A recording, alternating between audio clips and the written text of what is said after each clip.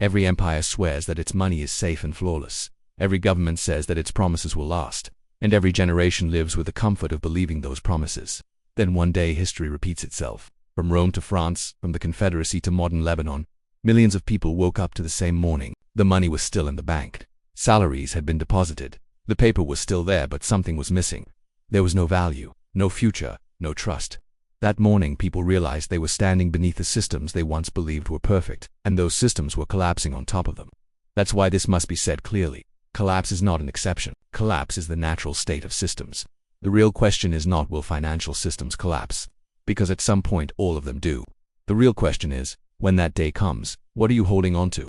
Most of us treat money like a rock, untouchable, unshakable, permanent. But money is not a rock. Money is a story, a shared belief. It survives only because we all agree that it has value. And beliefs, especially in times of crisis, disappear far faster than we expect. That's why history is ruthless. But it is also honest, because after every collapse, it leaves behind clear traces, what truly protected people, and what was nothing more than an illusion, who remained standing, and who quietly vanished. Think about the Byzantine Empire, the state that survived for 1,000 years after the fall of Western Rome. At the heart of its economy was the gold salaries. For centuries, it was the most trusted currency in the world. Traders across Europe, the Middle East, and Asia accepted it without hesitation. This gold is always gold, they said. But here, history's familiar story returned once again. The state slowly, almost invisibly, began to dilute the currency. A little less gold, a little more alloy. At first, no one objected. No one said anything, because collapses do not shout, they whisper. Then one day, that legendary coin was no longer accepted as before. Trust cracked, trade faltered, the system weakened. So who survived? Not those who trusted official statements. Not those who believed in the state's seal. The ones who endured were those who quietly held real gold. Those who owned land. Those who stored value beyond the system's reach. This is one of history's oldest lessons. States cannot resist the temptation to dilute their money. And when they do, real value escapes to places they cannot counterfeit. But not every collapse begins with money printing. Sometimes everything starts with a shock no one can control, like the Black Death that struck Europe in the middle of the 14th century. Over the years, nearly half the population vanished. Cities fell silent, villages disappeared, trade stopped, death was everywhere.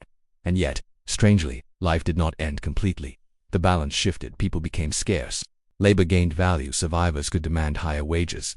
Land that was once unreachable stood abandoned.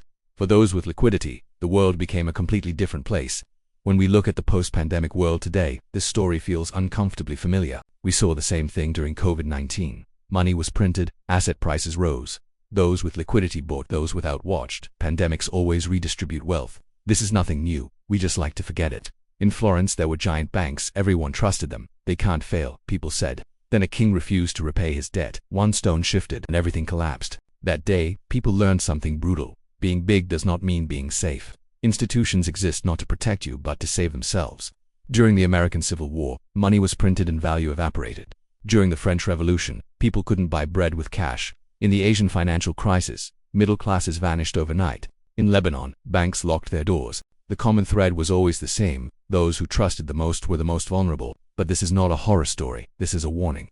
Because history teaches something else as well. Collapse is not only destruction, it is also an opening. For the unprepared, it is disaster. For the prepared, it creates space.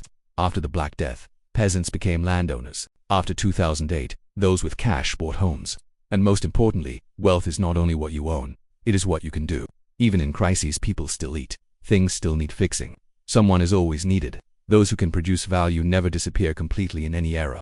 So the issue is not opposing the system, the issue is not worshipping it. Don't mistake your bank for a fortress. Don't mistake your money for armor. And even when everything seems fine, never stop asking this question. If everything stops tomorrow, what will I still have? History has given its answers long ago.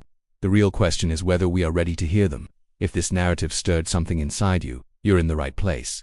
History speaks. We're just trying to understand what it's saying together.